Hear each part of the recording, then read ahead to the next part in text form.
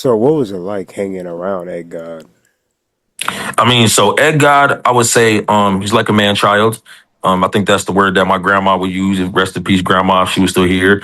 Basically, like a man who doesn't have the responsibilities of a man, and who doesn't,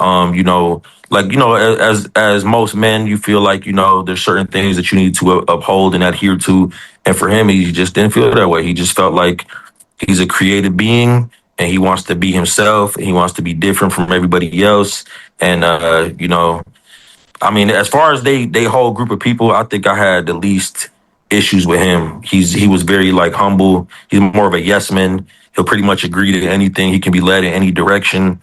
He doesn't really have like a real vision and a real like motivation. His thing is just like, I want to be famous. I want to be super famous. I want views and I want fame.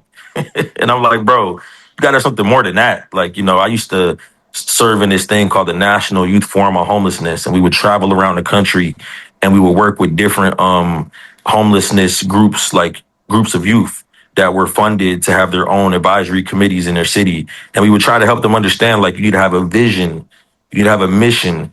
You need to actually, you can get the funding and you can get all these other things in place, but you need to have a foundation that's underneath that so you can, have core values.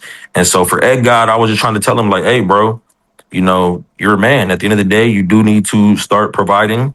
It's good that you got SSI. It's good that you got Section 8, but you're going to lose Section 8 if you got all these people in your crib and your building manager says they can't be here. And the SSI is getting wasted because people are exploiting you and using your money. So you're better off just, getting a 9 to 5 job, clocking in. And if you want to do the fame and the music and all that stuff, you can put the money from the job towards the music. You ain't got no kid to take care of. Like, it's a prime time for you to get the job skills and, but nah, they was like unemployed. Don't mention the word job around me. You know what I'm saying? So everybody got their own lifestyle. I'm not trying to tell them how to live their life. It's like I can give you my advice, but it's like you can lead a horse to water. You ain't gonna make it drink.